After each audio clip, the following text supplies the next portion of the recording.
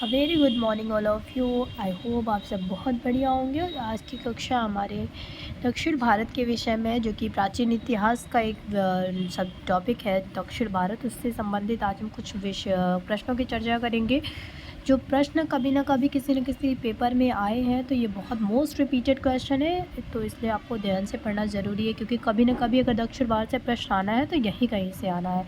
तो बहुत ध्यान से प्रश्नों को देखेंगे कि किस मंदिर को शैलकृत स्थापत्य का आश्चर्य माना जाता है। तो शैलकृत स्थापत्य के लिए सबसे ज़्यादा इम्पोर्टेंट कौन सी मंदिर है? कैलाश मंदिर है, कहाँ की? जो एलोरा में। ठीक है। तंजौर का जो बृहदीश्वर मंदिर है, किस चोल शासक के काल में निर्मित किया गया था? राजराज प्रथम ने तंजौर का बृहदीश्वर मंदिर का निर्माण कराया था। किस मंदिर परिसर में एक भारी भरकम नंदी की मूर्ति है, जिससे भारत की विशालतम नंदी मूर्ति कहा जाता है? तो सबसे विशालतम नंदी मूर्ति कौन से मंदिर में? बृहदीश्वर के मंदिर में। चालुक्यों की राजधानी कौन सी थी? वातापी थी। बहुत पूछा जाता है चालुक्यों की राजधानी क्या है, तो वातापी थी। किस चीनी यात्री ने चालुक्यों के शासन काल में चीनी एवं भारत के संबंधों का विवरण दिया है? मातवालिन ने जो है चीनी और भारत के संबंध का विवरण दिया है। चोल प्रशासन की प्रमुख विशेषता क्या थी? उनकी ग्राम प्रशासन की जो स्वायत्तता थी वो बहुत इंपॉर्टेंट थे। ग्राम प्रशासन पे चोल काल में किसी भी प्रकार का राजा का शासन दबाव नहीं हुआ करता था। ये एक प्रमुख विशेषता है वहाँ की। चोल काल में निर्मित नटराज की जो कांच मूर्ति प्रतिमाओं में देवाकृत प्राय है चतुर्भुज, इसमें 4 हाथ भी। नाट्य राज की जो कांच प्रतिमा है उसमें 4 हाथ है। बहुत इंपॉर्टेंट है, पूछता है कि कितने उसमें हाथ है, तो 4 हाथ है। और नटराज की कांच प्रतिमाओं में देवाकृत प्राय कितनी है? चतुर्भुज है। ठीक है। गैंग कोंड चोलपुरम की स्थापना किसने की थी?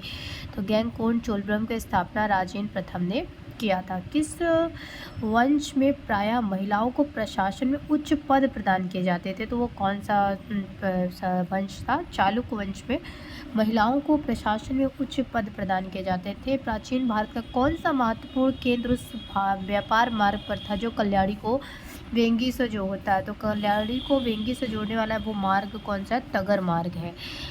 चालुक्य वंश का सबसे महान शासक कौन था? तो पुलकेशिन द्वितीय था। चोलों का राज्य किस क्षेत्र में फैला हुआ था? तो कोरोमंडल तट दक्कन के कुछ भाग में फैला हुआ था। गांव के शासन को स्वायत्ती शासी पंचायतों के माध्यम से संचालित करने की व्यवस्था का सूत्रपात किसने किया था? तो मौर्यों ने किया था। अधोलिखित कथन सत्य है। चोलों ने पांड्य और चेन्द्र शासकों को पराजित कर प्रायद्वीपीय भारत पर प्रारंभिक मध्यकालीन समय में अपना प्रभुत्व स्थापित किया। दूसरी बात यह कि चोलों ने दक्षिण पूर्व एशिया के शैलेंद्र समाज राज्य के विरुद्ध सैन्य चढ़ाई की तथा कुछ क्षेत्रों को जीता भी। नेक्स्ट क्वेश्चन है कि महाबलीपुरम के सप्त रथ अथवा रथ मंदिरों का निर्माण किसने किया? तो रथ मंदिरों का निर्माण किया था नरसिंह प्रथम ने। किस राजवंश का उल्लेख संगम साहित्य में नहीं हुआ है? तो कदम्ब का उल्लेख संगम साहित्य में नहीं हुआ है। तोलकाप्पियम संबंध ग्रंथ, बहुत इंपॉर्टेंट ये पूछा जाता है कि तोलकाप्पियम ग्रंथ किससे से संबंधित है? तो व्याकरण और काव्य से रिलेटेड है, इसमें व्याकरण और काव्य से रिलेटेड बातें हैं तोलकाप्पियम में। ठीक है। शिल्पाकादिरम जो है शिल्पाधिकारम का लेखक है इलंगो ये भी बहुत पूछता है। इलंगो अधिगल जो है ये शिल्पाधिकारम का जो लेखक है वो कौन है? इलंगो अधिगल है। जोलों के अधीन ग्राम प्रशासन के बहुत से ब्यौरे जिन शिलालेखों में मिलते हुए कौन है? उत्तर मेरू नटराज की प्रसिद्ध कांस्य मूर्ति किस कला का उदाहरण है? तो किस कला का उदाहरण है? चोल कला का उदाहरण है। 72 व्यापारी चीन में किसके कार्यकाल में बेचे गए थे? तो 72 व्यापारी कुलोतोंग प्रथम के शासनकाल में आए थे। दक्षिण भारत का कौन सा राजवंश अपनी नौसैनिक शक्ति के लिए प्रसिद्ध था? चोल जो था वो नौसैनिक शक्ति के लिए बहुत प्रसिद्ध था। प्राचीन संस्कृत ग्रंथों में प्राप्त यवनप्रिय जो शब्द है किसका द्योतक है? काली मिर्च का। ये तो यूपीएससी में भी पूछा गया कि यवनप्रिय शब्द जो है वो किसका द्योतक है? तो यवनप्रिय जो है वो संस्कृत ग्रंथों में इसका इस्तेमाल होता है और काली मिर्च का ये द्योतक होता है। ठीक है।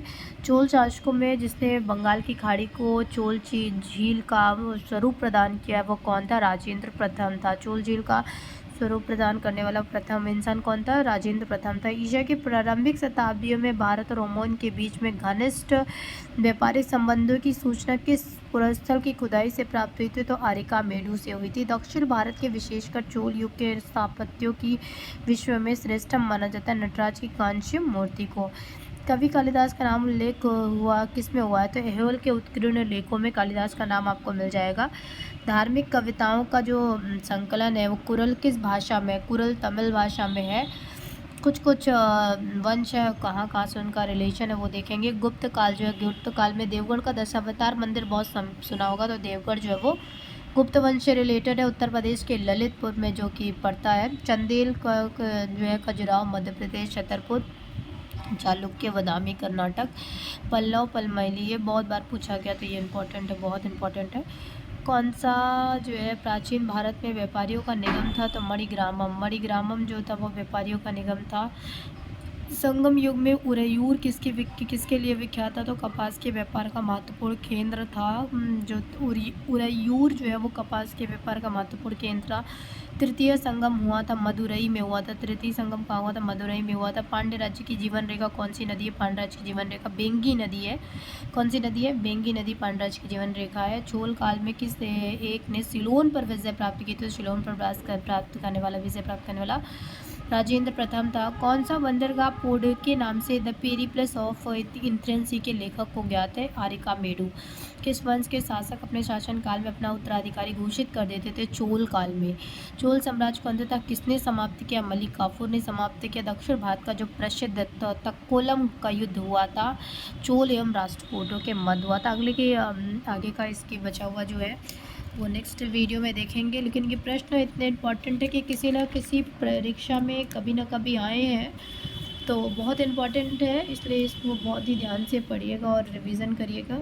It is a very important. Some question are there are left but we will discuss in next class. So तब तक के लिए थैंक यू सो मच। अगर वीडियो पसंद आए तो लाइक से सब्सक्राइब जरूर करिएगा। Thank you so much again.